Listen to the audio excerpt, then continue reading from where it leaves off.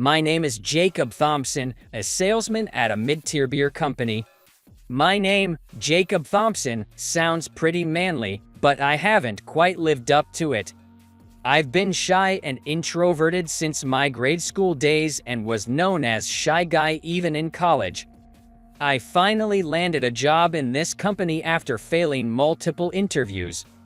I've been a nondescript salaryman for 5 years, without making much progress, and not particularly fond of beer. But even I had my moment of opportunity. For some reason, the head of a company that operates several convenience stores took a liking to me and asked me to handle negotiations.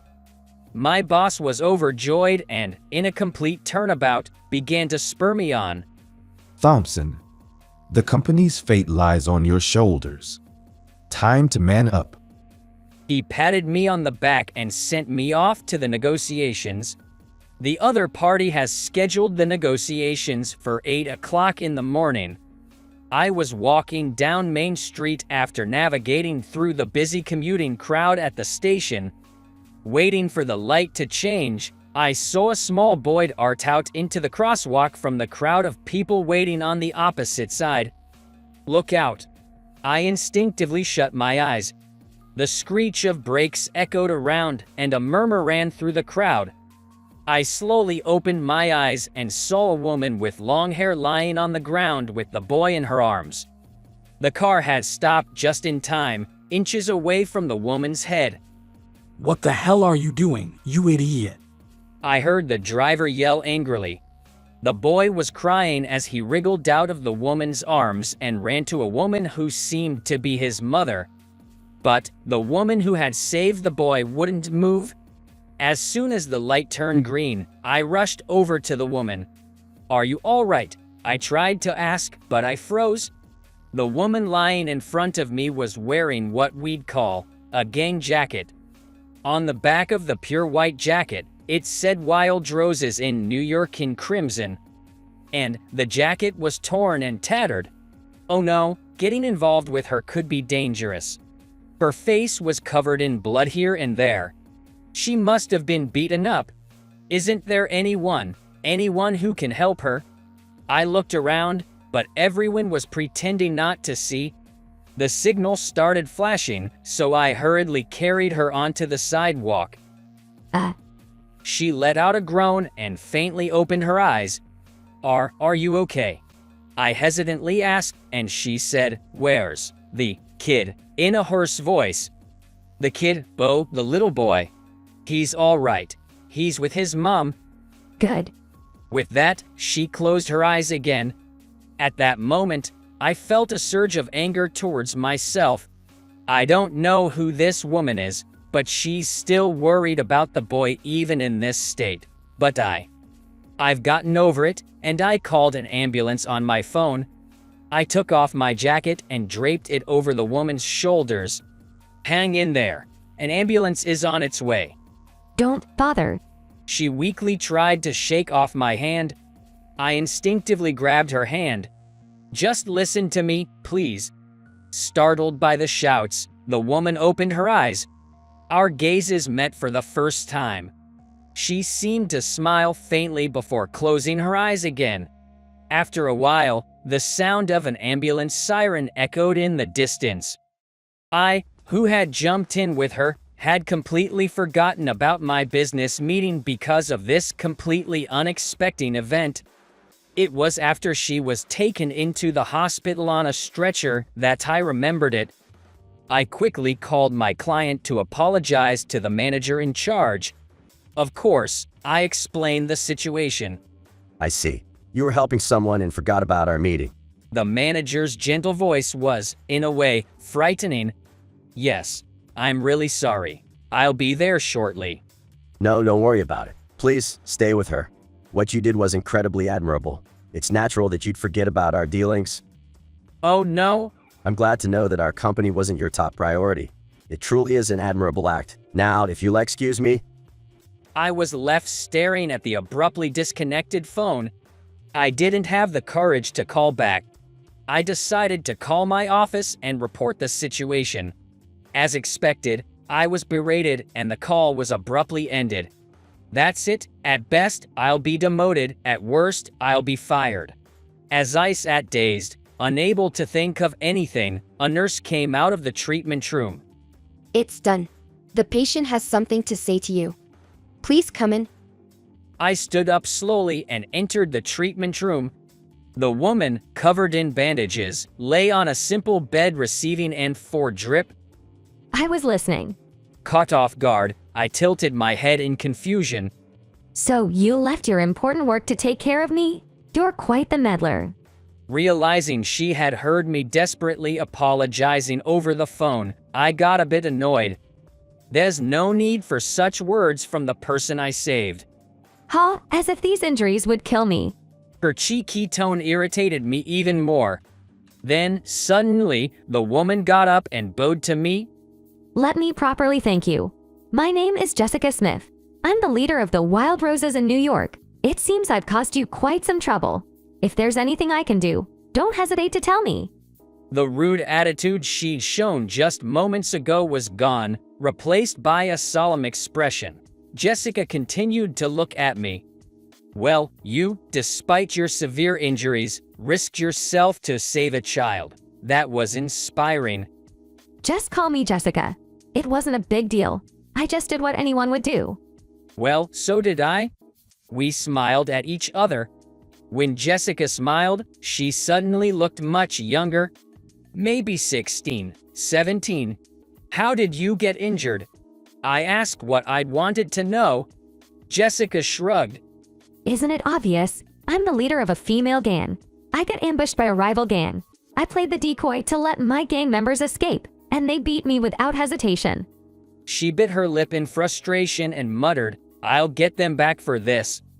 You're a girl, you shouldn't be fighting. Your parents must be worried. Jessica looked puzzled before bursting into laughter. My parents are proud of me leading a gang. After all, my father is involved in the underworld, and he's all for his daughter being strong. If I had let them beat me without fighting back, he'd probably kill me. Seeing Jessica continue to laugh, a chill ran down my spine. I should avoid getting involved any further. Do well. I'm glad your injuries weren't severe. I have to get back to work, so. As I turned my back to leave, I heard, wait up. I'll pay you back someday. I'll definitely help you out whenever you're in a tight spot. Give me your business card. I was told so intimidatingly that I couldn't refuse, and I timidly handed over my card. Jessica carefully stored it in her chest pocket. Thanks, Mr. Thompson. I won't forget you. Her smile was dazzlingly beautiful as she said that. Afterwards, I managed to avoid being demoted or fired, but I was given a sinecure position. I've been sent to a department called Document Management, where I spend each day sorting files. It's full of old-timers. I often wonder if a completely different life would have awaited me if I had abandoned Jessica and went straight to the meeting that day, and I shake my head. No matter how many times I replay it, I don't think I could have left Jessica behind. It was the only moment in my life where I gathered up real courage. At least, I want to live my life being proud of that. So, I don't want to regret my current situation. All I can do is to work really hard in the environment I've been given. If things get too unbearable, I can always look for another job. I tell myself that I can at least show that much determination, and I continue to work unenthusiastically. Before I knew it, 3 years had passed in this way. Maybe it's because of my perseverance, but I'm now a team leader. Of course, I'm the team leader of the Document Management Department. Hey, have you heard about this, boss? Mr. Williams, a veteran of the company, placed a coffee on my desk and started talking. Our newly launched sparkling wine is in serious trouble, apparently. What do you mean serious trouble? Despite a company-wide effort to promote it, it seems it's not selling well at all. We had a deal to supply a major chain of bars, but they canceled at the last minute. Really? Yes, the sales guys are running around in panic, but it seems to be in vain. Well, it was just bad timing. Mr. Williams nodded and went back to his own desk. By bad timing, he probably meant that our wine was launched at the same time as a new wine named at Women by one of the leading wine manufacturers in the States. Of course, a beer company trying to ride the wave by making wine is bound to fail. Looking back my old days in sales, I turned my eyes back to my paperwork. A little while later, I was called by the head of the sales department. I thought it was some kind of mistake, but I decided to go to the first sales department anyway. The familiar faces all turned to look at me at once. I was taken aback by the intensity of everyone's gaze. What? Did I do something? I left here 3 years ago. I don't think there's anything that I could be reprimanded me for now. Team Leader Thompson, I'm sorry to trouble you by asking you to come all the way here. My former boss, with a beaming smile, patted my shoulder. He seemed different from the man who harshly reprimanded me in front of everyone when I failed in negotiations. No, today we have a customer who really wants to meet you. A customer? I've always thought you were a capable man, and it seems I was right. I'm truly delighted. I almost asked him what, but I held back. I would love to know when he thought that. Well, come this way. The customer is waiting. He led me to the reception room with the eager manner of an innkeeper, which made me feel a bit creepy. When he knocked on the door, a woman's voice said, "Please come in." "Excuse me," I said, and walked into the room. There was a young woman in a suit sitting on the sofa. When she saw me, she stood up. It's been a while, Mr. Thompson. She said briskly, bowing her head. Who is this woman? I stared at her in thought. At that moment, I had a flashback to events from 3 years ago vividly. Jessica? Yes, you remember me? I'm glad. Her smile was the same as the last one she gave me years ago. With her hair neatly styled in a bun, dressed in a cream-colored suit, Jessica had fully transformed into a mature woman.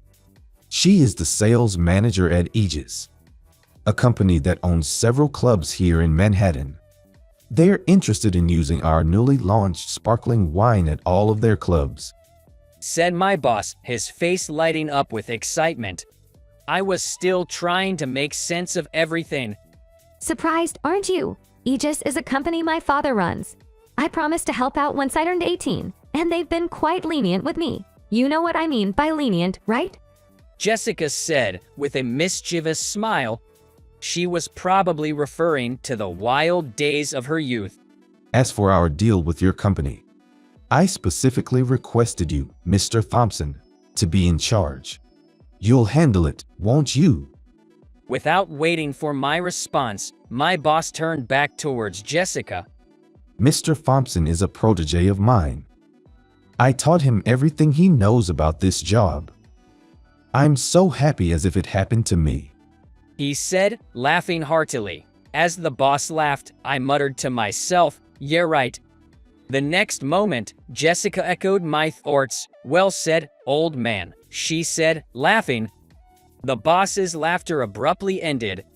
You guys pushed him aside to a dead-end job, didn't you? All because he chose to help others instead of focusing on some important business deal. What a great company. Without Mr. Thompson, who would want to do business with you?